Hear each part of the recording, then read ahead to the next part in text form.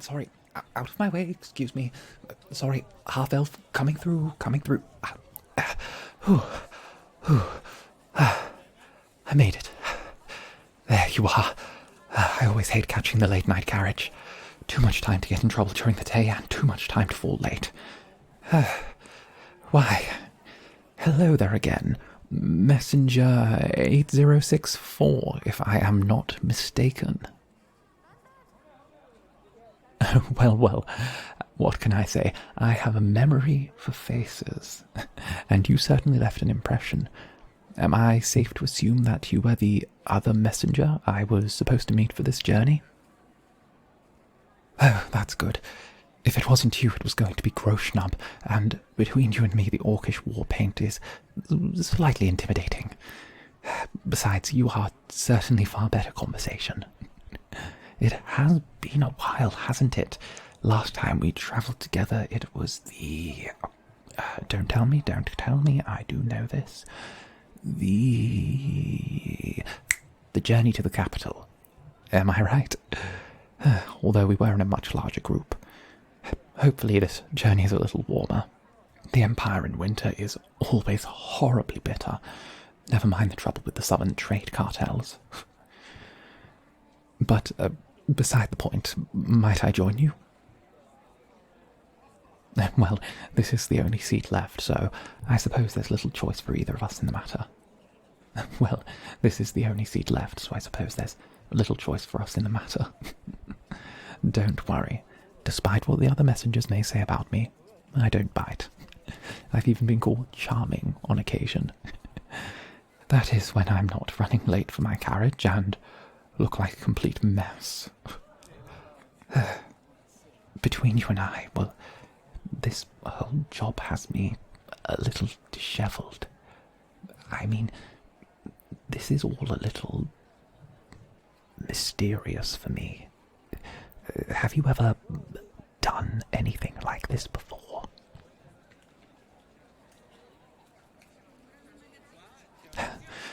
Well, it's good to hear I'm partnered with an old hand for this. If I'm honest, this is all a touch more disreputable than I'm used to. Most messages don't require two messengers to deliver, and as for the envelope, well, it has a wax seal on it. No one simply puts a crest on an envelope if it doesn't have meaning. And as for that strange black box, did you receive one too? Oh, you did. You know, part of me wants to take a peek. Yes, messenger's code. Well, you certainly have a sharp tongue, don't you? Good. I like that in a companion. Oh, I'm your companion. Isn't that sweet? Well, if you say so, we can argue about who the main character of this story is later. What I was trying to say is this is just a touch more cloak and dagger than I'm used to. At the very least, if we're going to be together for a week, I might as well introduce myself. I never had the opportunity to before, so might as well make a good impression, mightn't I? Lysanththir Cartumal. Pleasure to make your acquaintance, and before you laugh, I would have liked something a touch plainer, but my mother was an elf and wanted to give me something traditional. I've been trying to find a shortened version of it for years, but you try and find a shortened version of Lysanththir. What about you? Are you equally as cursed in the name department? Oh, how human. Oh no, I don't mean anything by it. I actually rather like it. I like human names, to be honest. Easy to remember, doesn't draw strange looks. In fact, dare I say, rather normal.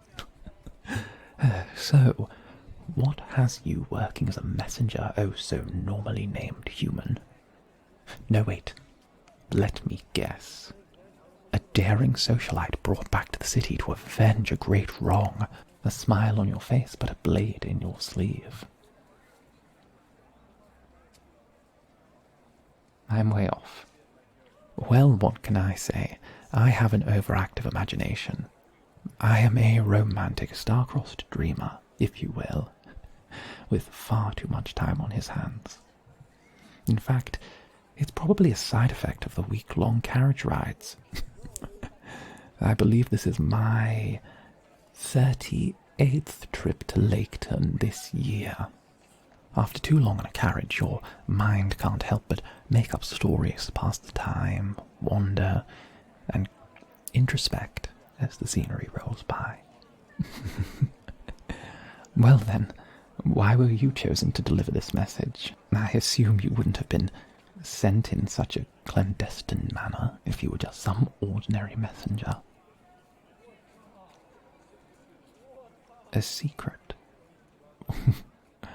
Well, that's one of the more interesting reasons for employment I've heard. As for my part, the other messenger cancelled at the last minute, and I just happened to be looking for work at the right time. Obviously, I didn't exactly know what the work entailed, but I've never been one to turn down a handful of coin. But I also feel the sense of mystery slightly spices up the journey. But tell me, do you travel often? Oh, indeed. I myself travel a fair bit. You might describe it as terminal wanderlust. I never liked staying in one place for too long. I think that might be my human side, though. The idea of adventure seems so seductive. Do you ever have this feeling where you can't help but feel as if you're at a crossroads? As if maybe one day you'll look back and recall this place, this time, this conversation, as if it were the most important time of our lives. Something that has real meaning. I suppose that's the feeling I enjoy. The finality of it. You never feel anything quite like it. Well, unless you're in that love thing I've heard about, but between you and me, I think that's just a ploy to sell books. Why, yes. I'm a romantic and a cynic. No need to point out the contradiction. But I don't see why you can't be both. After all, what's life without a little variety? The romance keeps my heart strong, and the cynicism keeps my head straight. But who knows? It could simply be the elven and human sides of me battling for control. Like in one of those old novels. Oh.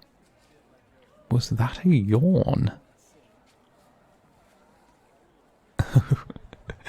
No, it was adorable. In fact, I would dare say it was supremely adorable. Why don't I take the first watch? It's a long carriage ride. You can catch some sleep. Oh, no. I'm not doing this as a favour to you. It's first watch. I shall certainly wake you abruptly when it's my turn to rest. But, for now, I need you at your best. So rest your eyes, and let the journey take you where it may. Lysanththir Cartumal will be watching over you, while also keeping an eye on the road. I look forward to seeing where this journey takes us.